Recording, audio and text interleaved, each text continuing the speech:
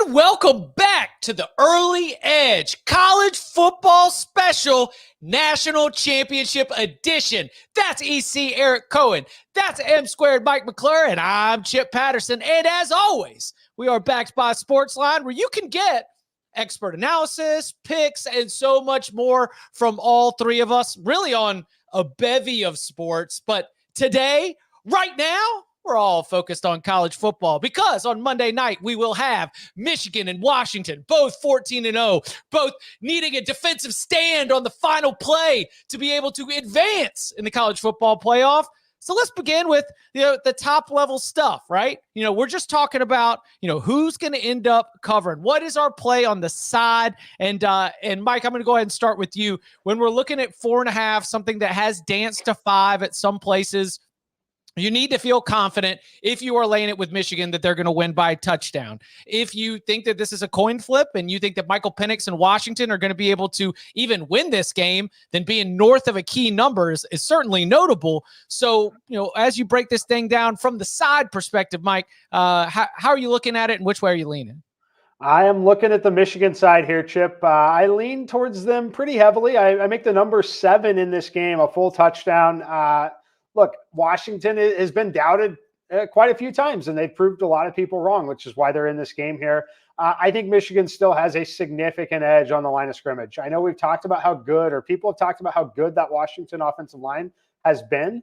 They have been pretty good so far. This will be an excellent test for them. This is just a much better version of what Texas was able to throw at them. Michael Penix was perfect in that game. Absolutely perfect. And I don't think he can replicate that with just a little bit less time to throw. And just you run that game back against Texas, you may not get that same result. He was absolutely phenomenal in that game. It's very difficult to do against this level of competition. Michigan, in my opinion, they are going to be able to move the football very easily on the ground with Blake Corum, some short area passing, maybe some actual quarterback runs from J.J. McCarthy as well. But this is one where I think Michigan can march the football down the field, kill the clock, make Penix have to be perfect, essentially. So for me, it's Michigan or nothing. I'll be on Michigan minus 4.5. EC, you see this thing the same way? I'll tell you what, though, Chip, I do, obviously, but my picks have been so bad in the bowl. I just can't get the bowls right. I've just been way off. But you know what? I feel confident about this one. I think Michigan wins this game by 2 touchdowns. I mean, listen, I always believe that a great defense beats a great offense. And I once was talking to Warren Sapp about that Super Bowl Media Day, and he called me an idiot to my face. I still believe in that adage. I forget Warren Sapp. I still believe a great defense beats a great offense. Washington's offensive line has been great this year. They've only given up 11 sacks. Michigan's defensive line has 32 sacks, so pretty darn good. Here's why I'm going with Michigan. Their defense has allowed 10.2 points per game this season, and that's 5th all-time since 2000. 3 of the other 4 teams that are on that list have won the national championship, with the only exception being 2008 USC. The favorite has covered in the last 4 national championship games. We don't even need to talk about last year. Michigan undefeated 4-0 straight up and against the spread against ranked teams this season. Give me the Wolverines 34, Washington 20. Ooh, so sometimes those of you who know me from the Cover 3 podcast know that when we've got a 1 and a 2 and a 3, you get a little. That UNITY, of course, is at play here. I've got a but let's get to the first part because I'm right there with you with Michigan minus 4.5.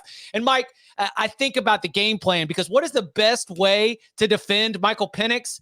Leave him on the sideline. Just like you said, a slow, plodding ground attack where they are more than happy to get just 4 yards of carry because you know what 4 yards of carry is? First down after first down after first down. You shrink the game so that Penix gets less touches. The offense stays out of rhythm. And I think that that's going to be something that's very significant. Washington's run defense, by the way, in terms of yards per carry, number 86 nationally. That ain't exactly championship caliber, 4.4 yards per carry for those who are wondering. But Kalen DeBoer is sick when it comes to that first 15. And what I'm talking about for first 15 is I'm talking about those first 15 plays, what he has scripted down, him and Michael Penix being on the same page, knowing exactly that when we do this, they'll do this, and here's the counter for an explosive play to Roma Dunze. So in addition to Michigan minus 4.5 for the full game, let's ride the roller coaster, baby. We are also tacking onto this a Washington first half play. So Washington leads at the first half, winner. Game's tied at the first half, winner. We just need it tied or Huskies lead at halftime. And then I think over the course of the game, Michigan's going to be able to pull away, wearing down that Washington defense. But thanks to Kalen DeBoer, an elite game planner, and Michael Penix, I do think we have a fast start for the Huskies. So I'm going to tack on a little Washington first half plus 1.5 there as well. Hey, Chip, you talk about, obviously Washington keeping it close early and then Michigan blowing it open late. How do you feel about the 1 week, that it's only 1 week layoff, just like a regular season game as compared to seeing 4 weeks in advance of the semifinal games? Do you think that favors one side or the other? Interesting you asked me that so that I can plug a column that's sitting on the homepage of CBSSports.com right now, where talking to Washington's players, they said like the month off was bad.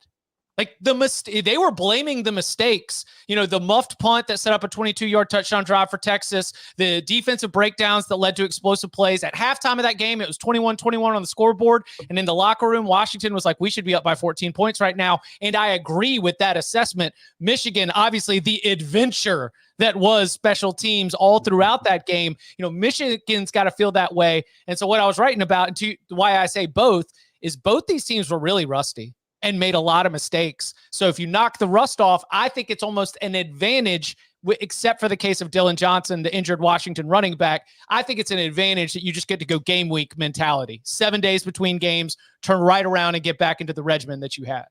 Okay. Chip, I got a question for both of you guys about this, a little strategy. If you're Michigan, you win the toss, do you take the ball or do you play defense first? Do you defer or do you take the ball? Because I know what I would do. I'm curious what you guys would do. I think that Michigan will probably defer out of habit, but how about this? If I'm Jim Harbaugh, I take the ball and I sit on it. And I try to put together a 13-play, 75-yard drive that eats up the first 7 minutes of the clock. And I think if I'm Washington, maybe I take the ball too. Try to run down there and score, and all of a sudden start to make the Wolverines press a little bit. But I would imagine if I'm making predictions, and EC, I'm curious to hear what you have for his question as well, but I feel like Harbaugh is so, I could just see Harbaugh be like, defer. But I don't know. What would you do, EC? Well, let's see. I would get fired. There's a reason I wouldn't last as a head coach. Well, multiple reasons, thousands of reasons. But number one is I would take the ball every time. I seriously would. If you believe in your offense, unless you're Iowa, then you take the ball every time and you try to score. I don't like defer. I want to be up 7-0. Any way you look at it. Michigan is going to run all over Washington. The whole goal is to dominate the time of possession. You go out, you have a 7-minute drive, and it ends 7-0. Washington is demoralized and already chasing, in my opinion. That's why I take the ball 100 times out of 100 if I'm Michigan. And if I'm Kalen DeBoer, I take the ball as well because I want to go out there and show you that I can score right away. I would not defer if I was either head coach on Monday. So you don't like, are you a middle 8 guy? I'm just saying, give me the ball. Like, you know go up 7-0. Right? Yeah. What's that? Explain what you go ahead. Explain, Chip. Okay, so the middle 8 is the last 4 minutes of the second quarter, the first 4 minutes of the third quarter. And statistically, it has been proven that this is one of the leverage points in football. And that if you win the middle 8, your chances of winning is one of the strongest correlations that we have for any statistic.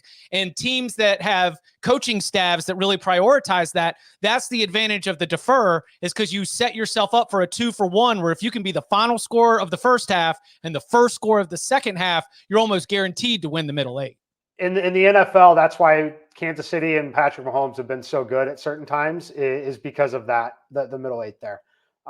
In this game, though, if I'm Michigan, I want the ball first. I think there's a scenario for Michigan that they take the ball first, they take the 7 minutes, they score, whether it's 3 or 7. If they're somehow able to force a 3-and-out on the first possession or allow just one first down, there is a legitimate scenario here where Michael Penix has less than 7 snaps in the first quarter. Great point. That's a great point. Washington did that to Texas in the third quarter. They came out And I think Texas had 2 third-quarter possessions for a total of like 2 minutes. And they just, I mean, if Washington had scored touchdowns instead of field goals in those drives, it would have been even more of a blowout. I mean, it would have been a blowout rather than a game that Texas had a chance to win late. But yeah, I like what you're saying, Mike, where it's you score, then you get a stop, and then you just hold it again. And all of a sudden you're looking up and, Washington's in a hole and they haven't even gotten a chance to get deep into my first 15, as I was saying with Kalen DeBoer. So I want to ask you guys another question about this. What we saw last week from Washington at the end of the game, obviously the Dylan Johnson injury and that rule where the clock stopped, which is crazy. Does DeBoer learn from the Mario Cristobal school of clock management at the end of the game? If he has the lead, are you kneeling on it, even if there's a few seconds left? I mean, will this make a difference? Let's say Washington's up by 3, they get the ball after an onside kick. Do we have to worry about maybe Michigan getting the ball back again, or do you think Kalen's kind of figured this out? Well, all right. So the strategy was fine, except for the Dylan Johnson injury, because if not for the injury, they run the clock down, they punt. Texas has 15 seconds left on the clock instead of 50. But why run it? Why not just take a knee, go knee, and prevent any fumble or injury in that case? That's my point on it. Just because if you get a first down, the game is truly over is the only, I get where your head's at. And I think that what I would have rather seen is, with 3-4 minutes left, I'd be running the football, not throwing it still. At that point. But, right. It was the decisions that were made 3 minutes earlier, not necessarily the ones there in the final minute. All right. Well, here, of course, at the early edge, we love our support from BetMGM, and BetMGM has all the action for every sports fan. New BetMGM customers can sign up today and get a first bet offer up to $1,500. And if your bet loses, you will receive up to $1,500 in bonus bets with the bonus code EDGE1500. That's EDGE1500 for a first bet offer up to $1,500. And if that bet loses, you receive up to $1,500 in bonus bets. Again, EDGE1500. Well, coming up on the other side, we've gotten into some strategy. We talked about our sides. Well, what about the whole game or pieces of it in terms of how many points we're going to see on the scoreboard? Moving this thing on till the totals. Next. Sunday on the NFL season finale, playoff fates will be decided. Who's in? Who's out? We can't wait for the answers. The NFL is on CBS and streaming on Paramount Plus. All right, lots of different ways to attack these totals. And yes, we love everybody hanging out with us live right now in the chat. Definitely drop your picks there. And yes, we are going to hit some props also after we get to these totals. EC, why don't you get us rocking and rolling? We're sitting around 56.5 right now. How are you going to be playing this one? Well, I'll tell you what, Chip, I don't like the way the line movement is going for what I have. I'm going the under 56.5. I have it at 34-20. This is only a lean for me, but I don't like that the total keeps drifting up and up. Listen, Michigan, as I talked about, they've only given up 10.2 points a game.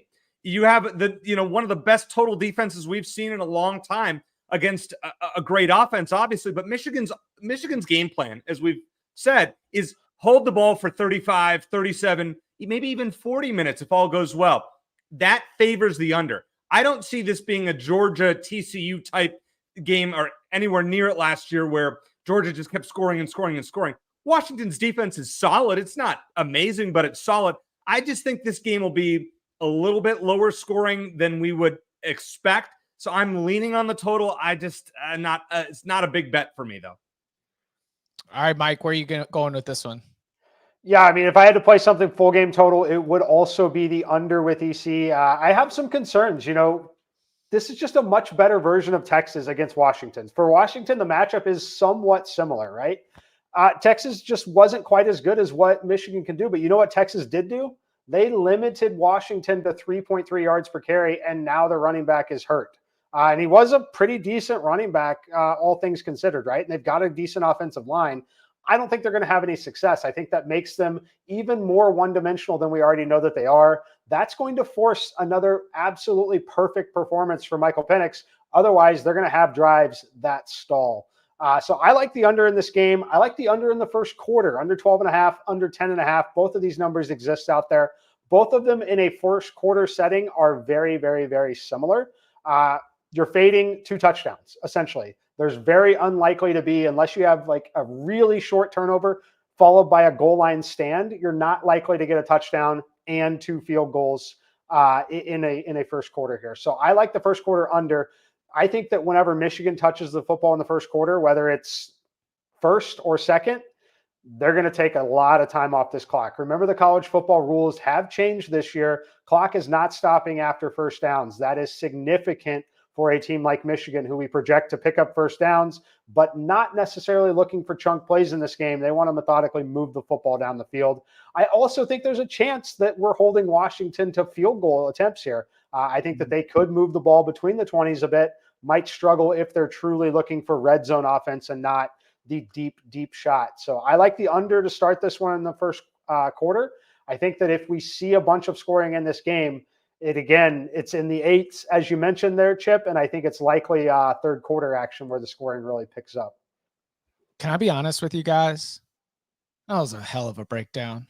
Like sometimes here's the thing, Mike, is I am not afraid to jump on the other side because my pick is actually first quarter over. It's bananas that we throw out like totals, but I will say that my position and my thinking goes back to, Kalen DeBoer as an elite game planner, play caller, and knowing what they have to do to win this football game, because Washington's defense is not going to keep Michigan under 28 points.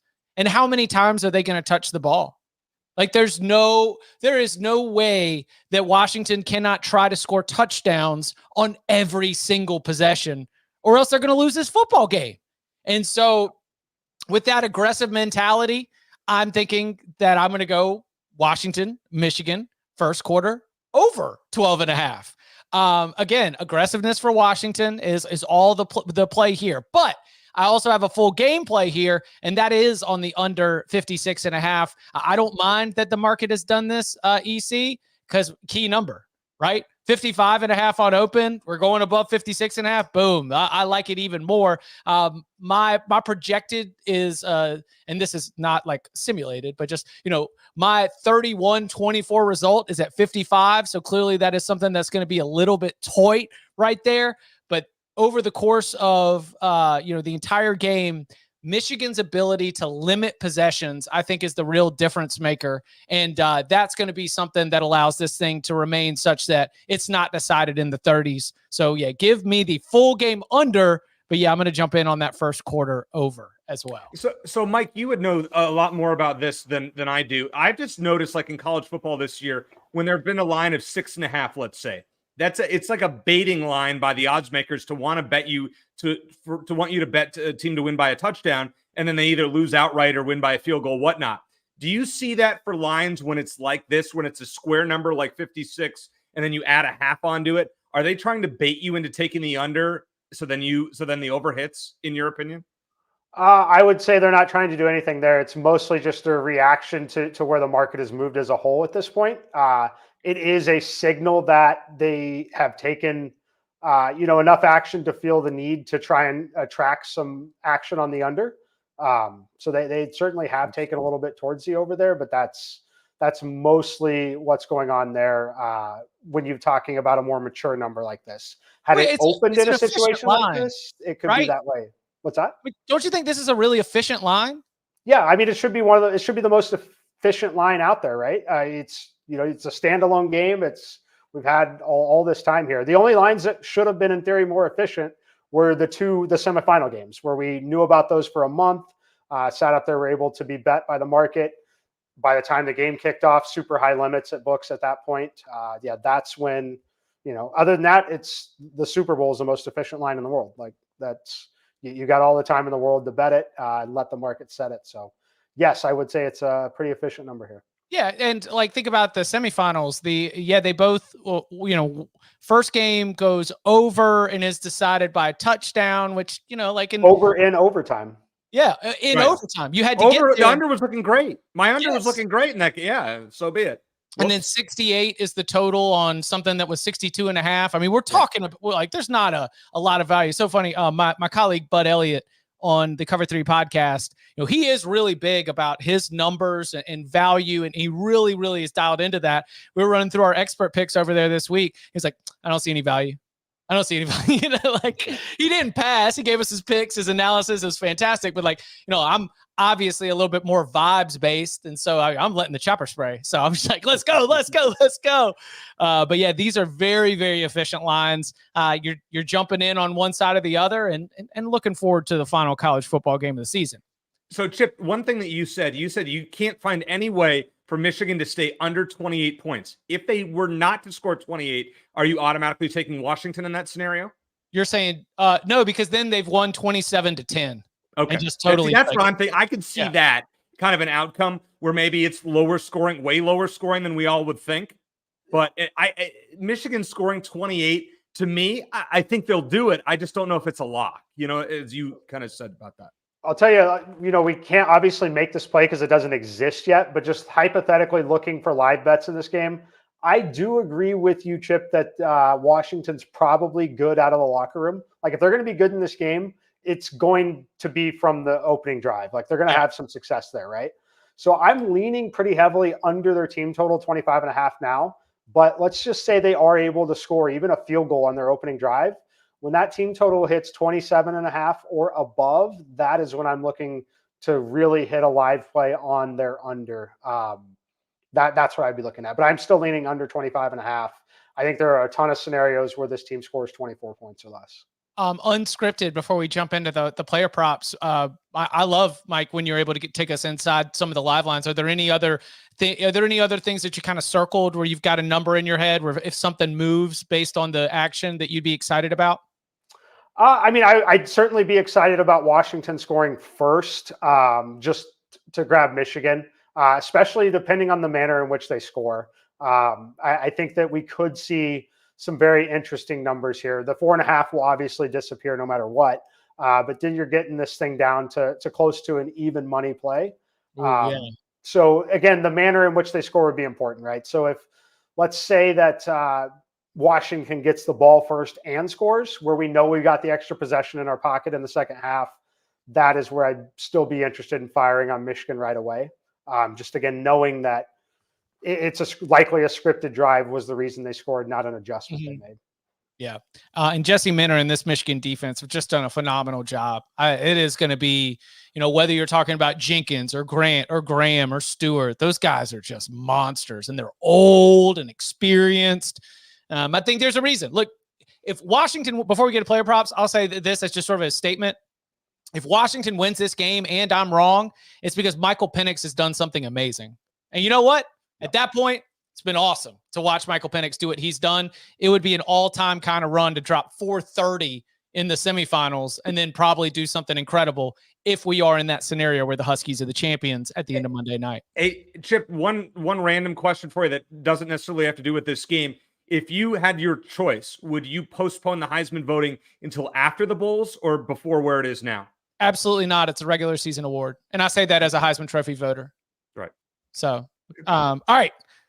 Now, EC, you got a couple player props for me. What are you circling? Yeah, I'm going to go with the Michigan running game, and we're going to start with Donovan Edwards over 25.5 rushing yards. This line's going to move a little bit, I would think. So last year with Blake Corum out, obviously not applicable here, but the guy has a lot of talent. Had 3 straight 100-plus yard games to end last season. I think over 200 against Ohio State, was just dominant last year. 7 games of 9 or more carries this season, and he was over this number in 6 of them. He was over in his previous 4 games before the Rose Bowl when he only got 4 carries. I expect Michigan to lean on their rushing attack to keep Washington's offense off the field. So I think this number, anything under 35 would be my number. I would play this over for Donovan Edwards. And then this is a risky one, especially at these odds, but you just got to play the trends here. Blake Corum to score 2 or more touchdowns at even money on BetMGM. Scored in every game this season, and he has multiple touchdowns in 10 of 14. He has 6 straight games of multiple touchdowns. And Washington has not been amazing on the ground. They've given up 18 rushing scores this season. I think Blake Corum gets at least 2, if not more. So you can play that angle. Don't love the even money. I wish it was a little bit better than that, but I'll still take it in this case. All right, I've got a trio of player props right here. One of them I'll get through quickly. Donovan Edwards, right there, over 27.5. Kind of bananas that he wasn't a bigger part of that win. I kind of see him being a key piece of that. Sticking with the Michigan running backs, I think this might be a little bit of just an overreaction to, like how much Blake Corum matters in terms of the vibes and him being strong and getting winning plays. Because I saw his rushing attempts number at 22.5. Michigan has played 14 games this year.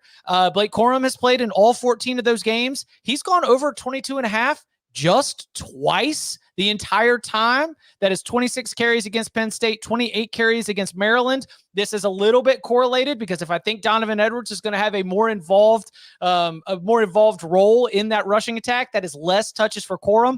Corum, by the way, just 19 touches in that Alabama game. You remember the big plays, but this one's a little bit too high based on what Corum has been all season. Again, sharing some of the load with Donovan Edwards. And finally, all right. So we always got to take ourselves inside the game plan. So we got to take care of Rome Odunze. All right. We got to make sure we got Will Johnson. We've got Sandstrel. We got everybody. All right. We got to take care of Jalen McMillan. Oh no, Jalen Polk's dangerous too. All three of these guys are going to be in the NFL. So let's make sure we've got them taken care of. Oh, here's Jack Westover, the former walk-on tight end, and it's an 8-yard grab, and it's an 8-yard grab, and it's a 12-yard grab, and that is an over because for our tight end, who will get so much less attention than the superstar wide receivers on the outside, just 28.5 receiving yards. Whether you want to call it a safety blanket against a great pass rush, whether you want to call it the counter punch when you're trying to take care of the perimeter, I think that Jack Westover is going to get 3 to 5 targets. And I think that of those 3 to 5 targets, we'll be able to get over 28.5 receiving yards. Mike, you got any thoughts on any of those? I like them. I like them a lot. I like the there's some heavy correlation with your Blake Corum play. If you there's no chance that he's going over that number if the game's remotely close on total, in my opinion. The only that's scripted to an under or a Washington team total under. Right. There is a massive correlation between Corum's over attempts and Washington's team total under. If the game's back and forth competitive at all, he's going to have to. McCarthy's going to run. McCarthy's going to throw. They're going to be mixing in Edwards a bit. So other than that, I don't have a ton of focus on the player props here. I unfortunately don't have access to them here in Tennessee. So because I haven't been diving into them all year long, been able to bet them, I don't have a ton of focus on the player prop side here. Same here in Arizona, Mike. We don't have them either. It's garbage because there's some great numbers here. I really like that Corum one that you gave, Chip. I'm going to throw in one kind of a fictional prop that I don't know if they have anywhere that you can bet. Okay. Will this be Jim Harbaugh's last game at Michigan? Yes. Minus 650. Wow. Wow. You're laying that kind of juice? Wow, that's crazy. He's done.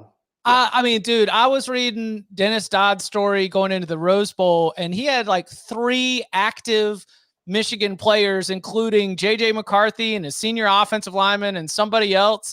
And he was asking them the question, and they weren't giving back any kind of boilerplate answer. It was like, man, yeah, wouldn't that be sweet? A little bit of a, coaches, maybe going to be gone. So, who else might be gone? Maybe 14 NFL draft picks. I mean, there's some real last dance vibes going on with this group right now. So, is Sharon Moore the guy afterwards, Chip? I mean, you nailed Will Howard, Ohio State last week on the show. Is Sharon Moore Harbaugh's replacement, or do you think they go outside the organization there? So I have, I think Sharon Moore is on the final candidate list without a doubt. I think there are very, very successful head coaches whose agents are going to hope that they get a look too. And one of them was a head coach of the Heisman Trophy winner, and one of them might be on the other sideline on Monday night.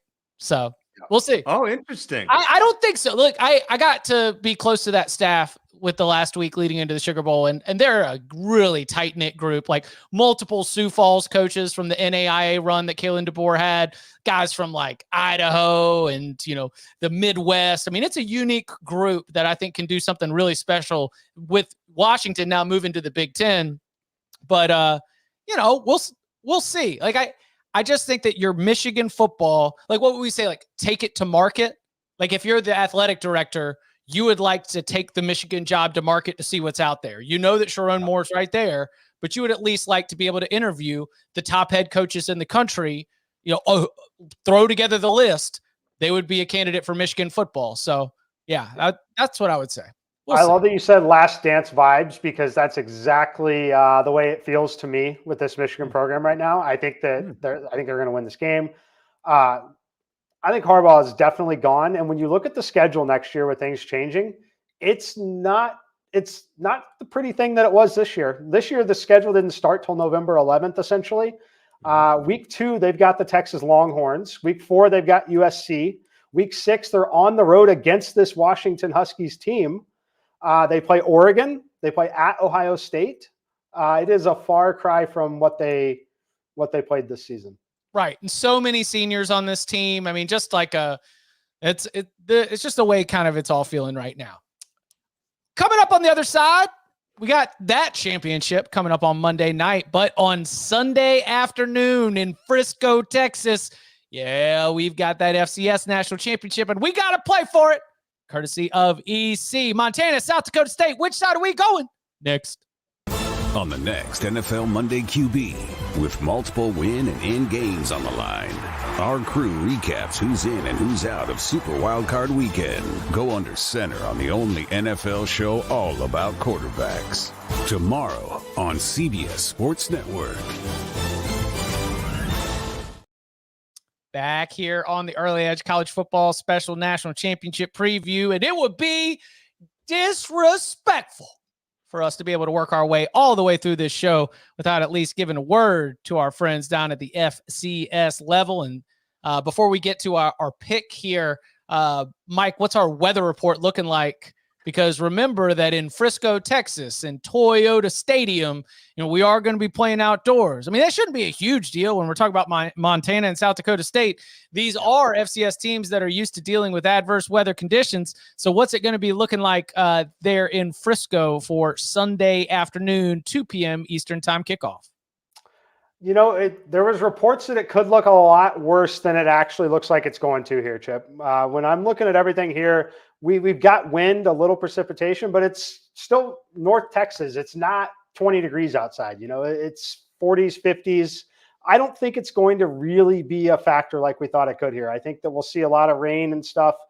Maybe a little Saturday, a little bit Monday, but from where we're sitting right now, timing-wise, I don't think it's that bad.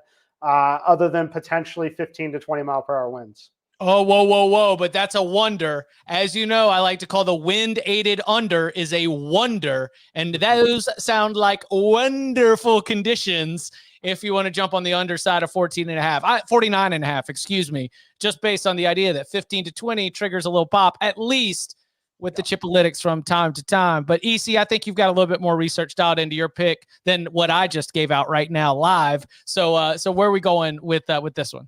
I don't know about that one, Chip. I mean, I'm going to be honest. I haven't watched much of South Dakota State nor Montana this year, but I'm going to roll with the Jackrabbits minus 13.5 against the Grizzlies. And I'll tell you why I'm rolling with South Dakota State. They're the defending champions, and they're the machine. Won 28 straight games, including last year's, national championship, as I mentioned. Montana hasn't been to the finals in 14 years, might have a crowd advantage at this neutral site game. Great.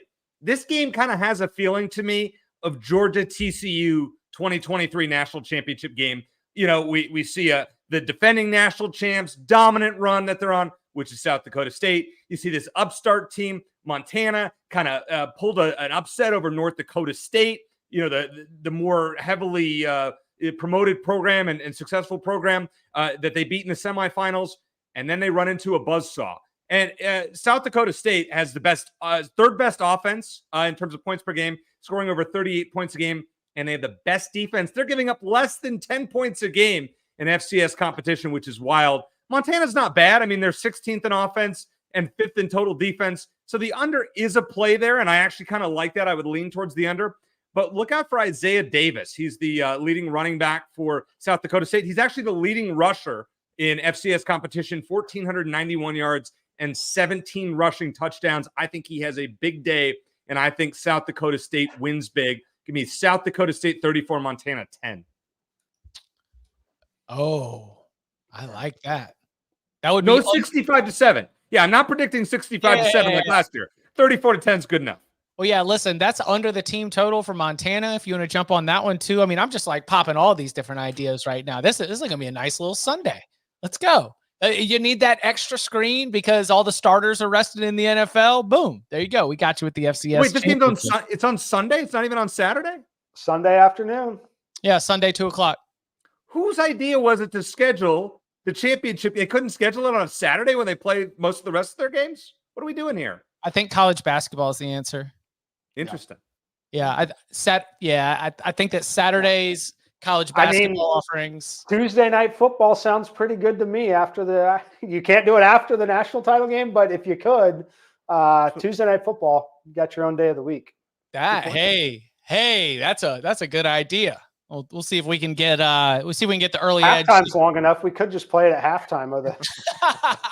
No, listen, we'll get the early edge to get in on the bidding rights for the future FCS championship. The three of us will be live for the call right there. All right, let's recap all of the bevy of bets that we have here for you today. Eric Cohen, EC, is on Michigan -4.5. Donovan Edwards over 25.5 rushing yards. Blake Corum to score 2+ touchdowns at +100. And South Dakota State, that's the FCS title game, -13.5. Mike McClure getting in on Michigan -4.5, as well as the first quarter under 12.5. I am on Michigan -4.5. Washington first half +1.5. The Washington Michigan under 56.5 full game, but Washington, Michigan first quarter over 12.5. Trio of props, Jack Westover over 28.5 receiving yards, Donovan Edwards over 27.5 rushing yards, and Blake Corum under 22.5 rushing attempts. Woo! All right, any final words or final thoughts before we get out of here? No Jetfish to Michigan, please. Once Harbaugh leaves, I just want to point that. Yes, I know you didn't mention him. Fortunately for that. Listen, I just want to see a good game. I'm not a Michigan fan per se. Kind of feel like they're due after, as you guys mentioned, the easy schedule this year. I've seen Washington in person. Penix has been great. I just feel like great defense beats a great offense, and the Wolverines prevail here. Mike? It's going to be a great game. Hopefully Michigan is listening to the program here. Kill that clock. Heavy dose of Corum. Let J.J. McCarthy run the football at least 4 times, and good things will happen. Jim Harbaugh, big fan of the early edge, I'm sure of it. For Eric Cohen and Mike McClure, I'm Chip Patterson. Thanks so much for hanging out here at the early edge.